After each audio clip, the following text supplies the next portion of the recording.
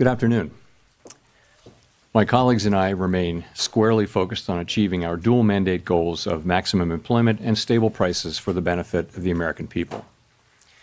While the unemployment rate remains low, it has edged up. Job gains have slowed, and downside risks to employment have risen. At the same time, inflation has risen recently and remains somewhat elevated. In support of our goals, and in light of the shift in the balance of risks, today the Federal Open Market Committee decided to lower our policy interest rate by a quarter percentage point. We also decided to continue to reduce our securities holdings.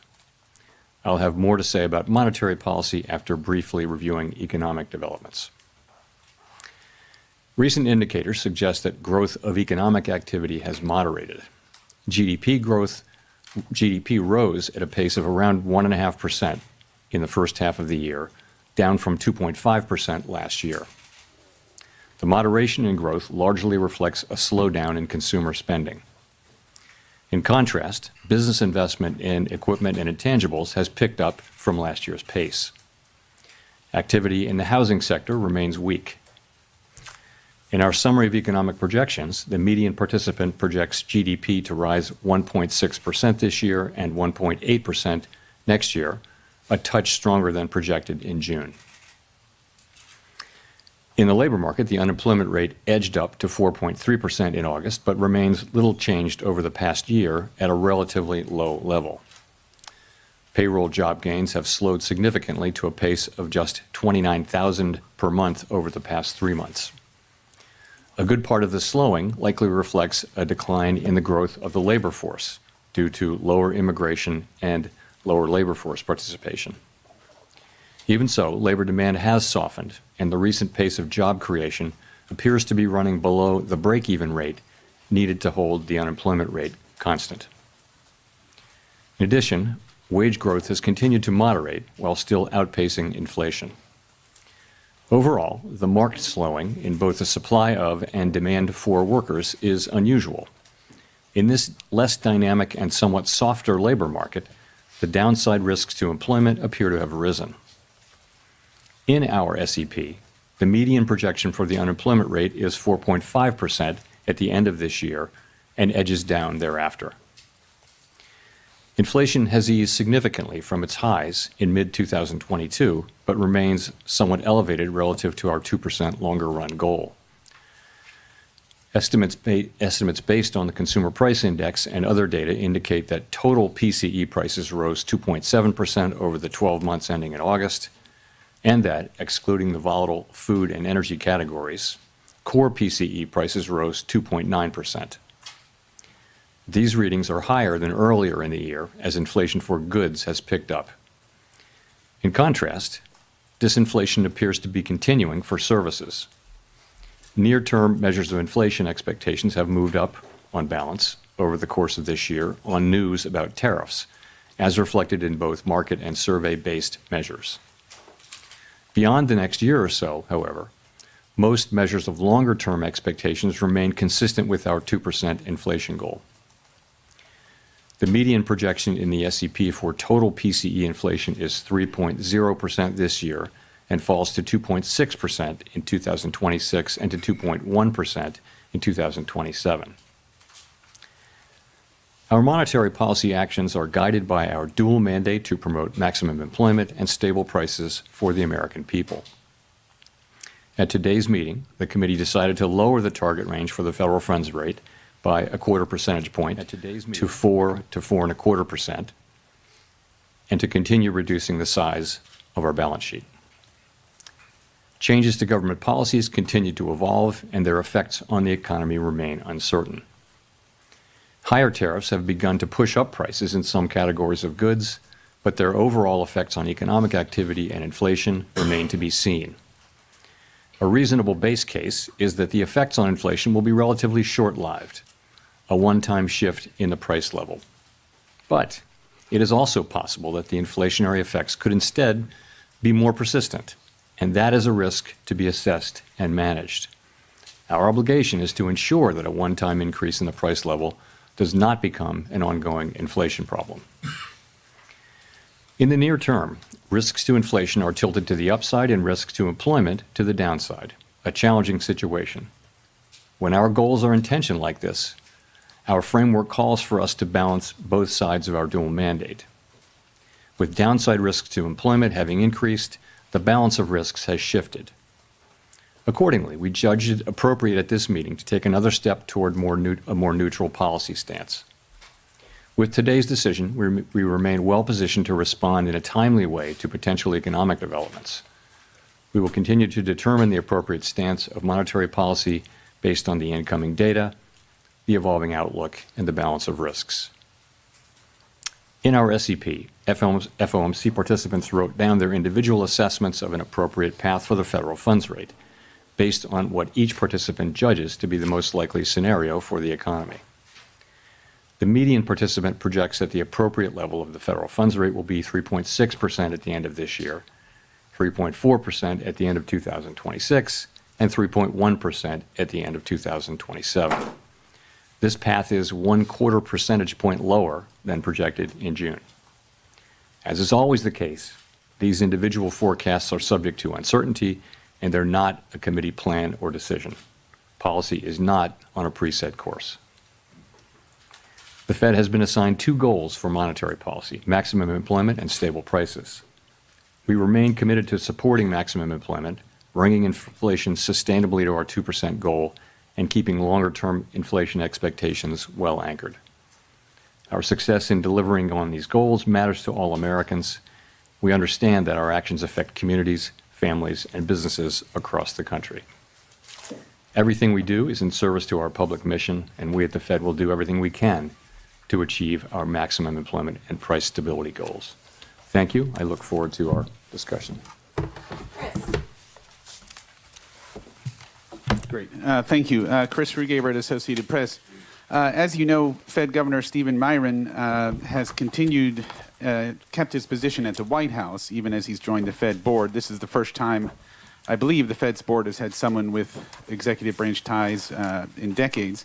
Does this compromise the Fed's independence from day-to-day politics? And relatedly, how can you maintain the public's perception the Fed is politically independent with this dynamic? Thank you. So we did welcome a new committee member today, as we always do, and the committee remains united in pursuing our dual mandate goals. We're strongly committed to maintaining our independence, and beyond that, I really don't have anything to share. Okay, and then just as a quick follow-up, I'm sorry, can you and other Fed officials have spoken extensively about the impact of tariffs on inflation, although perhaps with many companies appearing to eat the tariffs, tariffs may be impacting the labor market and other parts of the economy instead. Do you see that as a possible outcome here, that tariffs are the reason we're seeing some slowing, particularly in the labor market, rather than in inflation? Thank you. You know, it's certainly possible. You know, we're beginning to see, we have begun to see goods prices showing through into higher inflation, and actually the increase in goods prices accounts for most of the increase in inflation, or perhaps all of the increase in inflation over the course of this year. Those are not very large effects at this point, and we do expect them to continue to build over the course of the rest of the year and into next year. And you know, it's also possible that there may be effects on employment, but that I would say if you're looking at why employment is doing what it's doing, that's much more about the change in immigration. So the supply of workers has obviously come way down. There's very little growth, if any, in the supply of workers. And at the same time, demand for workers has also come down quite sharply, and to the point where we see what I've called a curious balance. It's, you know, typically when we say things are in balance, that sounds good, but in this case, the balance is because both supply and demand have come down quite sharply. Now demand coming down a little more sharply because we now see the unemployment rate edging up. Nick. Nick Timmeros of the Wall Street Journal. Chair Powell, do economic conditions and the balance of risks no longer warrant a restrictive policy setting? So I don't think we can say that. What we can say is this, that over the course of this year, we've kept our policy at a restrictive level, and people have different views, but a clearly restrictive level, I would say.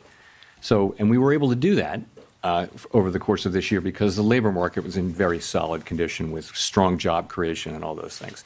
I think if you go back to April and now look at the revised job creation numbers for May, June, July, and August, I can no longer say that. So what that means is that the risks were clearly tilted toward inflation. I would say they're moving toward equality. Maybe they're not quite out of equality. We don't need to know that. But we do know that they've moved meaningfully toward greater equality, the risks between the two goals, and that suggests that we should be moving in the direction of neutral, and that's what we did today. Under what circumstances would a larger than 25 basis points rate cut be warranted, and how seriously was that option entertained at your meeting this week?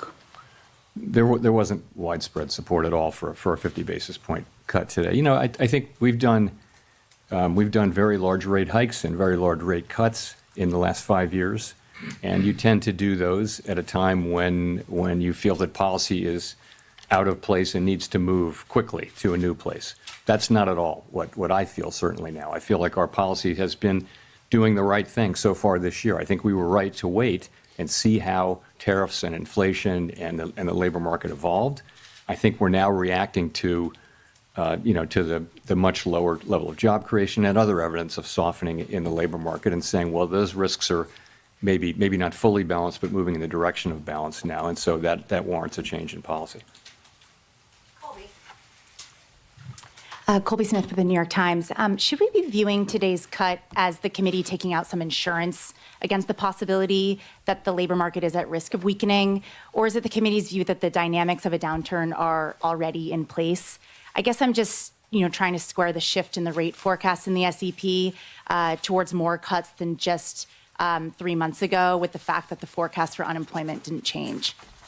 Yeah, I think you could think of this in a way as a risk management cut, because if you look at the SEP, actually, the projections for growth this year and next actually ticked up just a little bit, and inflation and unemployment didn't really move much. So what's different now? What's different now is that you see a very different picture of the risks to the labor market.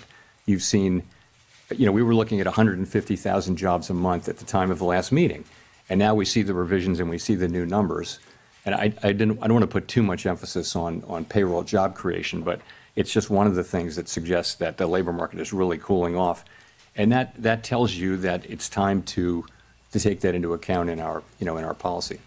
So just looking at the SEP, once again, the median participant has inflation higher than previously expected by the end of next year, and the Fed not getting back to the 2% target until 2028. So I guess I'm just wondering how you characterize the risk to price pressures of kicking off a series of cuts at this point.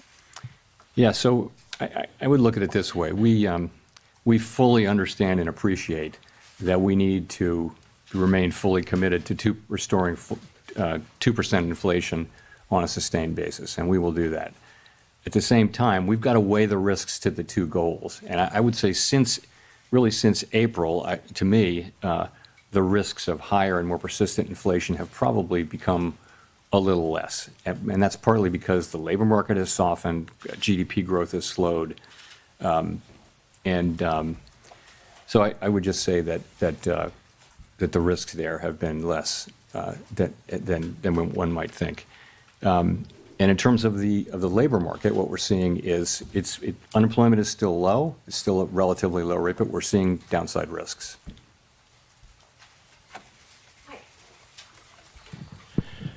Michael McKee from Bloomberg Radio and Television. I'm a little confused by your explanation of the Fed cutting rates because of unemployment. If you think that most of what's happening in the employment area is related to immigration, which your rate cuts wouldn't address, how do you see that as more important than inflation, which has remained almost a full percentage point above your target? Well, I was saying that what's happening in the labor market has more to do with immigration than it has to do with tariffs. That was the question I was answering. So I wouldn't say that all of what's happening in the labor market is due to tariffs. I mean, you clearly have a slowing in it due to immigration. You clearly have a slowing in demand, which is now perhaps more than that in supply, and we know that because the unemployment rate has ticked up. So, that's what I meant by that. If I could follow up. Every year since 2015, the SEP has forecast that you would hit your target 2 years later. And this year, this SEP says you're going to hit your target 2 years later. 2% does not seem to be in sight. Does that suggest that the 2% target is not really achievable? And does this present any credibility problems for you in telling people that that's what you're going to do if you can never reach it? Well, I mean, you're right. It does say we're going to get to 2% inflation in 2028, at the end of 28. But that's, that's literally how you put the projections together. You're writing down a rate path, which is designed to create, over the course of the SEP, time frame, 2% inflation and maximum employment too. So that's all that is. No one really knows where the economy will be in 3 years, but the nature of the exercise is to write down policy that you believe would return to the 2% goal over at least by the end of the exercise. Thanks so much, Elizabeth Schulze with ABC News. The latest inflation report shows that prices are still going up across key categories for many households, including groceries. What will the Fed do if prices pick up more? So our expectation, and you can see this consistently through the year, has been that inflation will move up this year, but that basically because of the effects on goods prices from tariffs, but that those will turn out to be a one-time price increase as opposed to creating an inflationary process. That's been our forecast. Pretty much all the individual forecasts say that. We can't just assume that, though, right? We have to. Our job is literally to make sure that that is what happens, and we will do that job. Right now, the situation we're in is that we see inflation. We continue to expect it to move up, maybe not as high as we would have expected it to move up a few months ago. The pass-through of the tariffs into inflation has been slower and smaller. The labor market has softened. So the case for there being a persistent inflation outbreak is less. And so that's why we think it's time for us really to acknowledge that the risks to the other mandate have grown and that we should move in the direction of neutral. So what will we do? We'll do what we need to do, but we have two mandates and we try to balance them. For a long time, our framework says that when our two goals are in tension, this is quite an unusual situation. How do we decide what to do? Because our tools can't do two things at once. What we do is we ask which is farther from, how far is each from the goal and how long is it expected to get to the goal? So, and then we think about those things and we see, as I mentioned, our policy had been really skewed toward inflation for a long time, really. Now we see that there's downside risk clearly in the labor market, and so we're moving in the direction of more neutral policy. How concerned are you about the slowdown in the jobs market for households at home, especially younger Americans struggling to land a job? So it's an interesting labor market, and obviously we think it's appropriate that we reduce our rates so that we become more neutral, which presumably will be better for the labor market. You see people who are sort of more at the margins, so kids coming out of college and younger people, minorities are having a hard time finding jobs. The overall job finding rate is very, very low. However, the layoff rate is also very low. So you've got a low firing, low hiring environment, and the concern is that if you start to see layoffs, the people who are laid off there won't be a lot of hiring going on, so that could very quickly flow into higher unemployment. In a healthier economy, healthier labor market, there would be jobs for those people. But now the hiring rate is very, very low. So that's been a growing concern over the last few months. And it's one of the reasons why we think it's appropriate that we begin to shift our policy focus toward a more balanced one. Steve. Steve Leisman, CNBC. Mr. Chair, in the past, during rate cuts, you used the word recalibration. And I wonder if you pointedly did not use it this time. And in fact, when you said policy is not on a preset course, did you mean that as sort of the opposite of recalibration? Are we meeting to meeting, data point by data point? Are we in the process here of getting back to neutral? Thank you. So I think we're in a meeting by meeting situation. We're going to be looking at the data. Let me say a word about the SEP really here. So we often point this out. What the SEP is it's an accumulation of the individual projections of 19 people, showing what they believe at a particular moment in time to be the most likely path for the economy and thus the appropriate path for monetary policy as well. And as you know, we don't debate or try to agree on what that is. We just write them down and accumulate them. We do sometimes discuss them. And so we always say we're not on a preset path, and we really mean that. The actual decisions we make are going to be based on the incoming data, the evolving outlook, and the balance of risks at the time the decisions are actually made. So you will have seen that we have 10 participants out of 19 who wrote down 2 or more cuts for the remainder of the year, and 9 who wrote down fewer than, in fact, in a good number of cases, no more cuts. So rather than looking at this as certainty, I would encourage people, as always, to look at the SEP as through the lens of probability. And so there are different possible outcomes and likelihoods rather than this one is certain and this one isn't happening. So that's what I would say. Thank you for getting to my follow-up question, which was, is the dispersion in the outlook a sign of uncertainty of policy in the meetings to come? Thank you. You know, it is such an unusual situation. Ordinarily, when the labor market is weak, inflation is low. And when the labor market is really strong, that's when you got to be careful about inflation. So we have a situation where we have two-sided risk. And that means there's no risk-free path.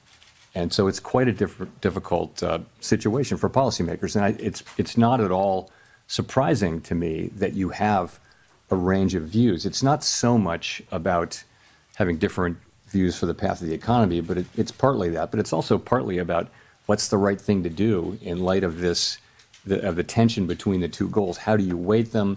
How worried are you about one versus the other? And so it's natural. I think it would actually be surprising if you didn't have a pretty wide range of views based, in this kind of highly unusual situation, and we do. So, but we get together, we discuss, we have a great discussion, and then we decide what to do and we act. But you're right that it's a wide dispersion of views, and I think that's understandable and natural in the current situation.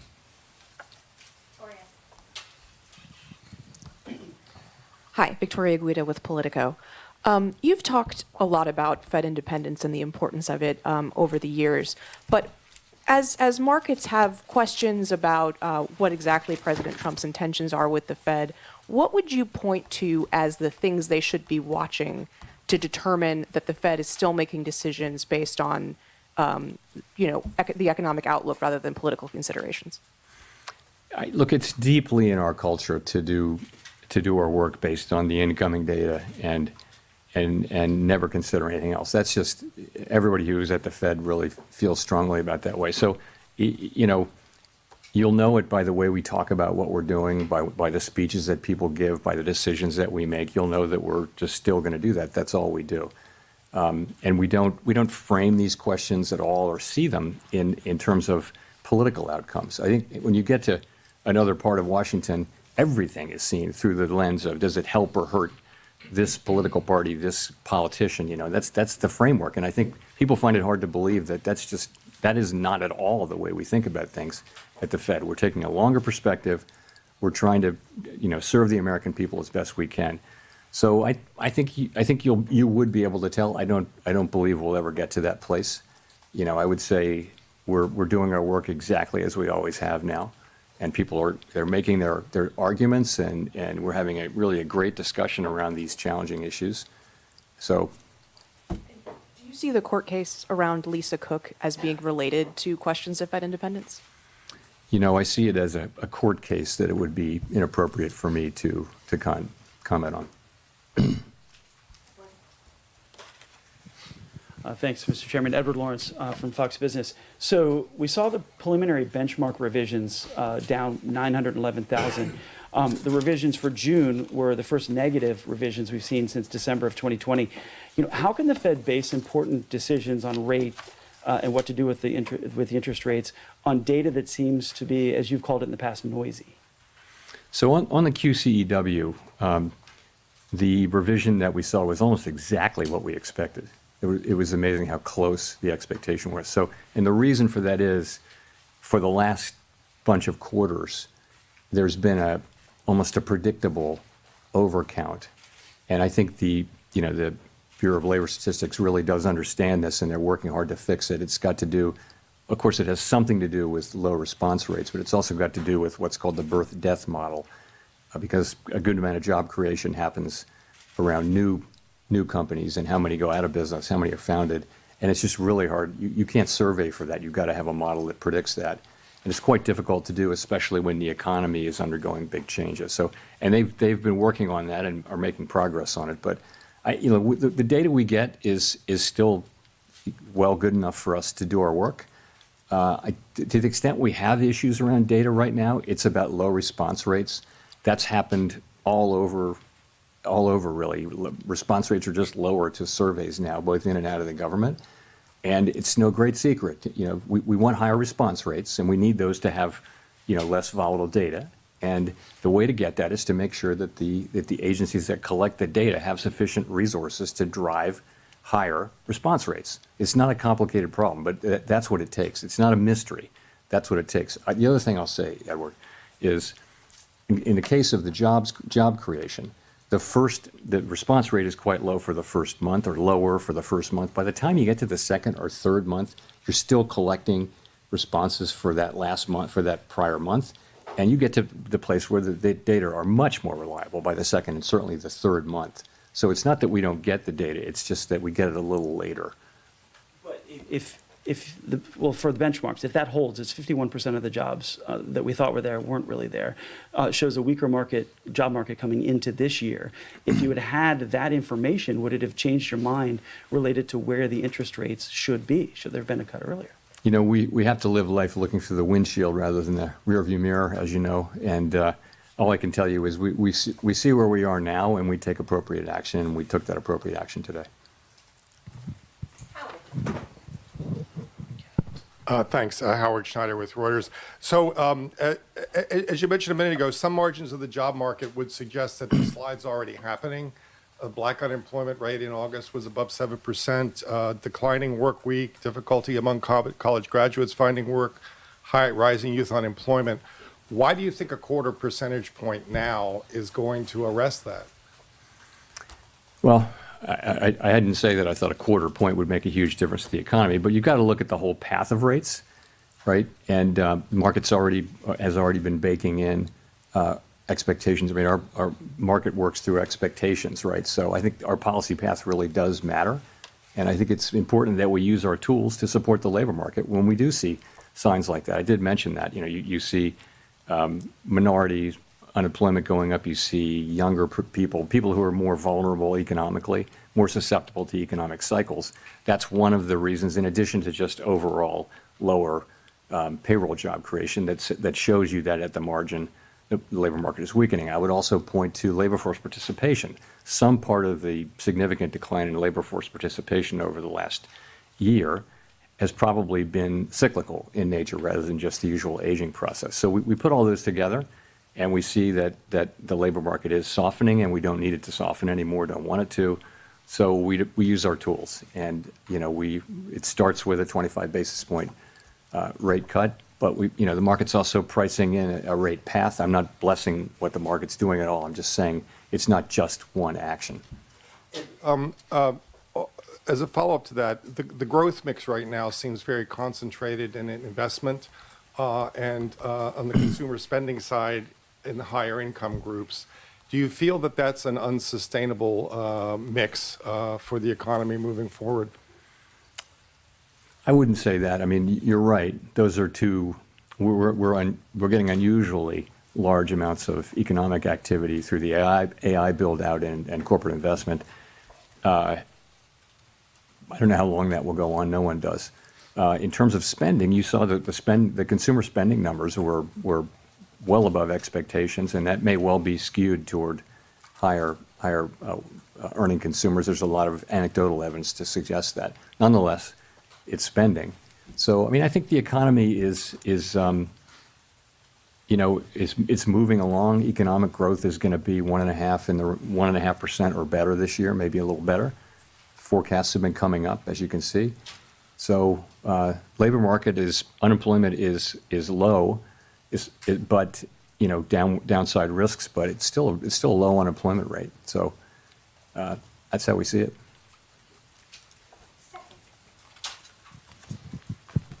Hi, Stephanie Rule, MSNBC.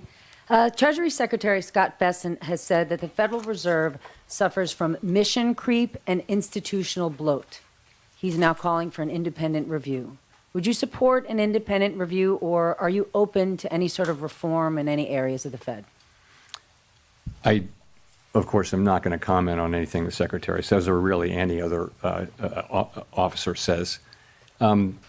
So in terms of reform at the Fed, we just went through a lengthy and I think very successful process of updating our monetary policy framework.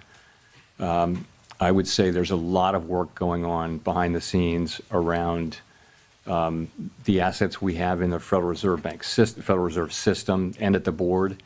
Are they the right size? We're actually going through a 10% 10% headcount reduction through the whole Fed, including the board and all the reserve banks. The employment at the Fed at the end of that will be basically at the same level it was more than 10 years ago. So we will have had zero job growth for more than a decade when we're finished with that, and I think we'll probably do more than that. So I think we're certainly open to constructive criticism and ways to do our jobs better. But not an independent review? We're certainly open to to always trying to do better. Neil. Mr. Chairman, Neil Irwin with Axios. There's been some debate lately on whether AI is already starting to affect the labor market in terms of lower labor demand, higher productivity by contrast. Do you buy that? And if that is true, does that have implications for the monetary policy setting? So there's great uncertainty around that. I think my view, which is also a bit of a guess, but widely shared, I think, is that you are seeing some effects, but it's not the main thing driving it. And so particular focus on young people coming out of college. And yeah, there may be something there. It may be that companies or other institutions that have been hiring younger people right out of college are able to use AI more than they had in the past. That may be part of the story. It's also part of the story, though, that job creation more broadly has slowed down. The economy has slowed down. And so it's probably a number of things. But yeah, it's probably a factor. Hard to say how big it is.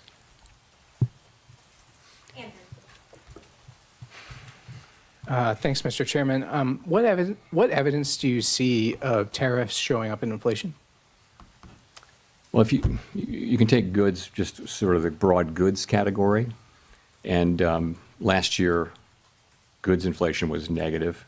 If you go back 25 years, that was the typical thing, was that goods inflation was, goods prices generally went down, even adjusting for quality.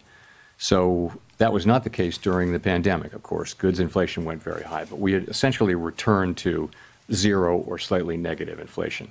Now, I think goods inflation over the course of the past year is 1.2%, which doesn't sound like a lot, but it's a big change. So we think, analysts have different views, but we think it's contributing, 0.3 or 0.4, something like that, to the current core PCE inflation reading, which is 2.9%. So it's contributing.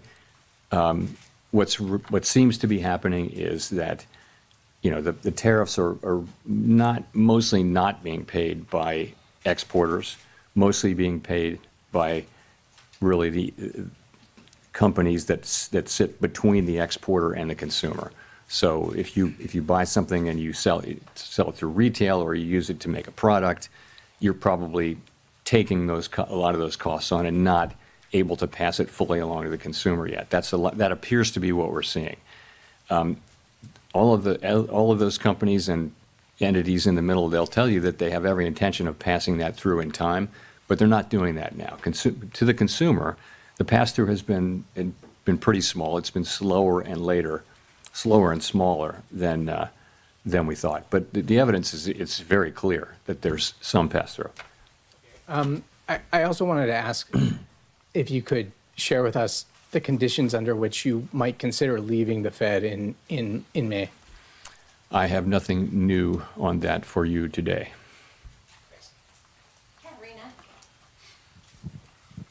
Hi, Katerina Saraiva with Bloomberg News. I just wanted to follow up on one of your answers just a couple minutes ago. We've often heard you talk about how you and your colleagues, do not think about politics. This does not enter the room. But one of your new colleagues does come from this world, right, where everything is seen through this framework of politics and of what party is being helped, and that person is still employed by the White House. How can markets and the public interpret, some of his speeches, for example, and then some of the forecasts that we see today? I mean, the median for this year was moved because of the introduction of his forecast. I'm talking about the number of rate cuts seen this year. What do you say to markets and the public that are trying to interpret, what you guys are saying? So there's 12 vote, 19 participants of whom 12 vote, as you know, on a rotating basis. So no one voter, can really. The only way for any voter to really move things around is to be incredibly persuasive, and the only way to do that in the context in which we work is to make really strong arguments based on the data and one's understanding of the economy. That's really all that matters, and that's how it's going to work. And I think that is the way the institution, that's in the DNA of the institution. That's not going to change. And then I wanted to ask about a Gallup poll that showed that Americans now have more confidence in the president than the Federal Reserve when it comes to doing what's right for the economy. Why do you think that is, and what's your response? What's your message to the public? Our response is we're going to do everything we can to use our tools to achieve the goals that Congress has given us, and we're not going to get distracted by anything. So I think that's what we're going to do. We're just going to keep doing our jobs.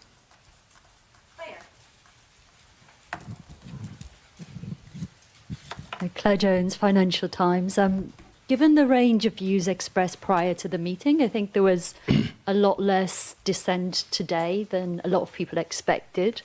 It'd be good to know just what you think the drivers were of coming to that very strong consensus in the meeting, and also on the flip side to just explain why the dot plots are really so scattered between, someone even expecting rates to end up higher by the end of the year to 5 cuts. I mean, what were the kind of range of views you heard about, on one side, why there was so much support for a cut today, and on the flip side, why there's so much divergence about what comes next? So I think there's quite a wide assessment that the situation has changed with respect to the labor market. Whereas we could still say, and did say in July, at the time of the July meeting, that the labor market was in solid condition, and we could point to 150,000 jobs per month and many other things. I think that the new data that we've had, and it's not just payrolls, it's other things as well, suggests that there really is meaningful downside risk. I said there was downside risk then, but I think that downside risk is now a reality, and there's clearly more downside risk. So I think that's broadly accepted.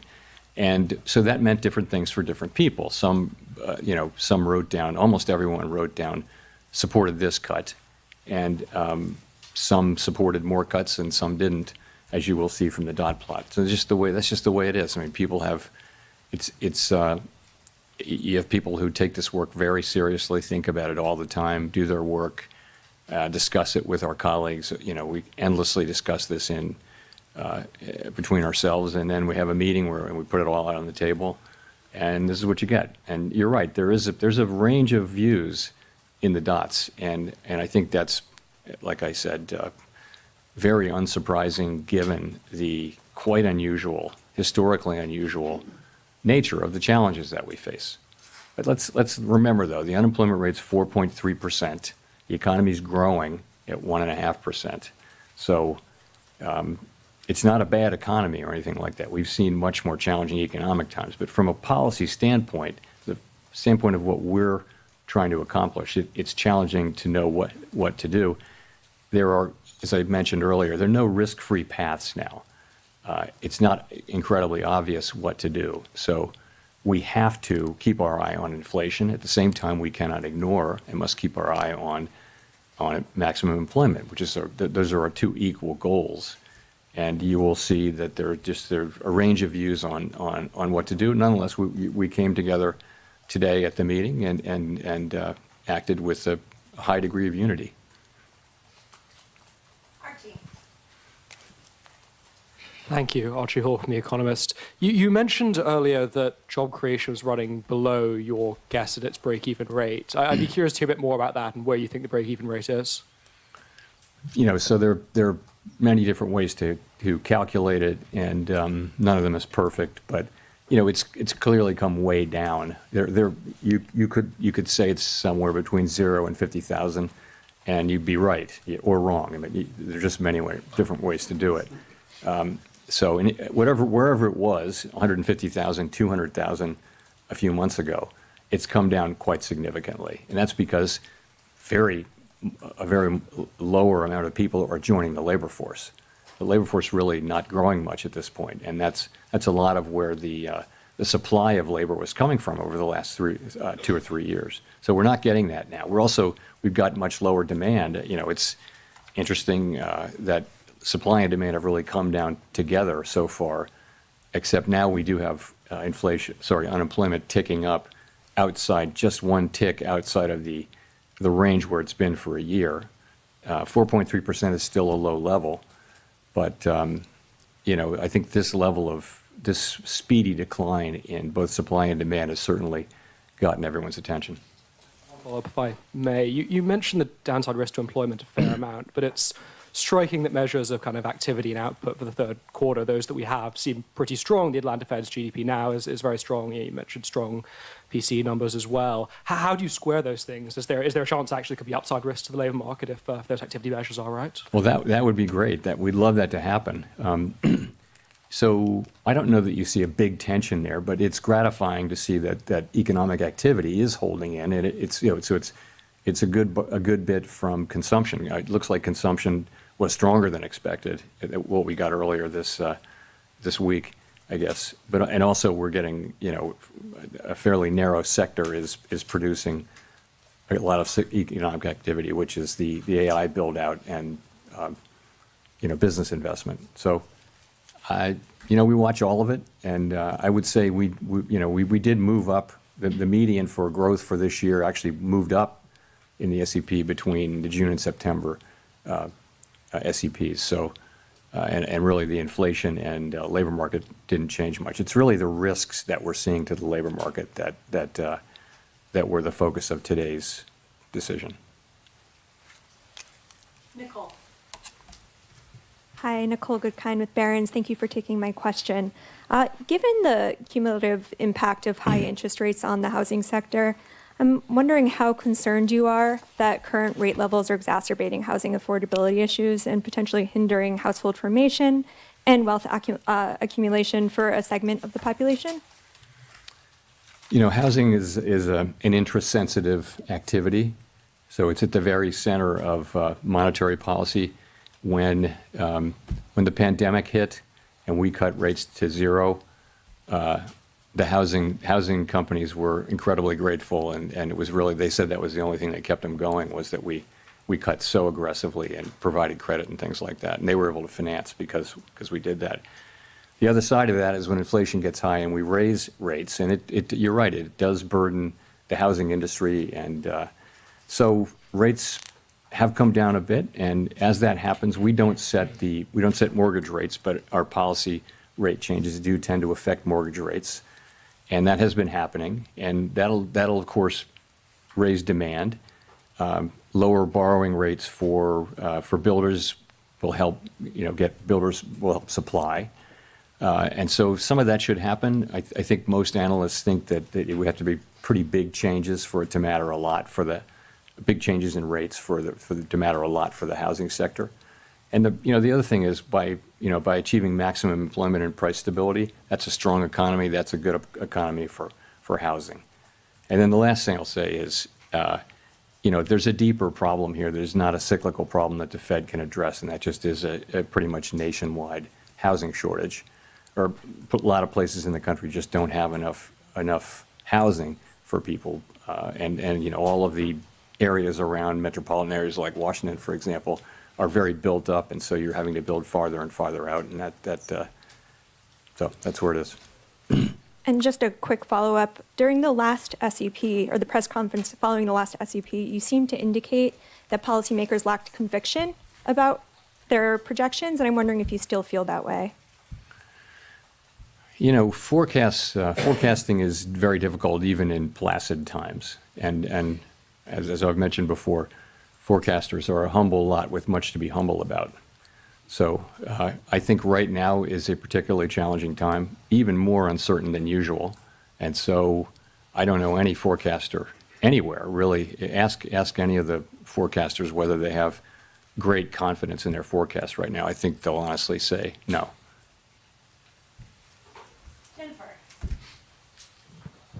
Thank you, Chair Powell. Jennifer Schonberger with Yahoo Finance. If you're cutting rates, why continue to reduce the size of your balance sheet, then pause the unwinding? Well, I think we're cutting the size of our balance sheet quite marginally now. As you know, with the balance sheet, we're still in an abundant reserves condition, and we've said that we would stop somewhat above somewhat above an ample reserves level. That's where we are, and we're getting closer to that. We're monitoring it very carefully. We don't think that has at all significant macroeconomic effects. These are pretty small numbers moving around inside a giant economy. You know, the level of runoff is not very large. So I wouldn't attribute macroeconomic consequences to that at this point. And at his recent confirmation hearing, Stephen Myron brought up that the Fed actually has 3 mandates from Congress, not just jobs and stable prices, but also moderate long-term interest rates. So what does Congress mean by moderate long-term interest rates? How should we understand that when we see the 10-year Treasury moving? And how do you think about this part of the mandate when policy choices like rate cuts or balance sheet reductions affect the long end of the yield curve? So we always think of it as the dual mandate, maximum employment and price stability, for a long time, because we think moderate long-term interest rates are something that will result from stable inflation, low and stable inflation, and maximum employment. So we haven't thought about that for a very long time as a third mandate that requires independent action. So that's where that is. And there's no thought of, as far as I'm concerned, there's no thought of considering that, considering that we somehow incorporate that in as something in a different way.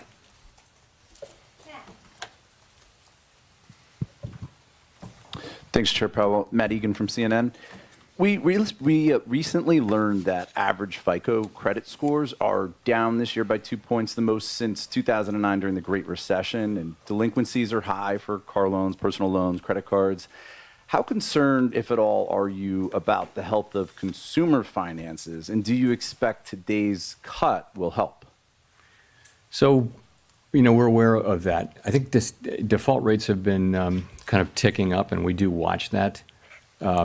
They're not at a level, I don't believe they're at a level where overall they're terribly concerning, but it is something that we watch. Lower rates should support economic activity. I don't know that one rate cut will have, a visible effect on that. But over time, a strong economy with a strong labor market is what we're aiming for, and stable prices. So that should help. Just to follow up, this rate cut is coming at a time when the stock market is at or near all-time highs, and some valuation metrics are elevated historically. Is there a risk that cutting rates could overheat financial markets, potentially fueling a bubble? We're tightly focused on our goals, right? And our goals are maximum employment and price stability. And so we take the actions that we take with an eye on those goals. Separately, and that's why we did what we did today. Separately, we monitor financial stability very, very carefully. And, I would say it's a mixed picture, but households are in good shape, banks are in good shape. Overall, households are still in good shape in the aggregate. And I know that people at the lower end of the income spectrum are under pressure, obviously. But from a financial stability perspective, we monitor that picture. we don't have a view that there's a right or wrong level of asset prices for any particular financial asset, but we monitor the whole picture, really looking for structural vulnerabilities, and I would say those are not elevated right now. Jean, we'll go to you for the last question. Hi, Chair Powell. Jean Young with M&I Market News. I wanted to ask about inflation expectations. You've said the Fed can't take the stability of inflation expectations for granted. You mentioned at the short run they've gone up a little bit. I wonder if you can talk a bit about that. And then also at the long run, I'm wondering, do you see evidence that the debate over Fed independence and the growing deficit is putting pressure on inflation expectations?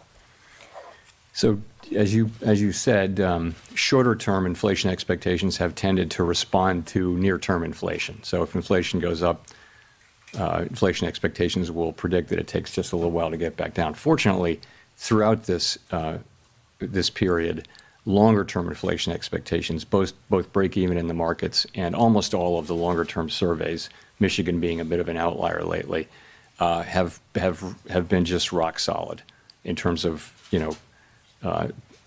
running at levels that are consistent with 2% inflation over time. So we don't take that for granted. We actually assume that our actions have a real effect on that, and that we need to continually show and also discuss our commitment to 2% inflation. And so you'll hear us doing that.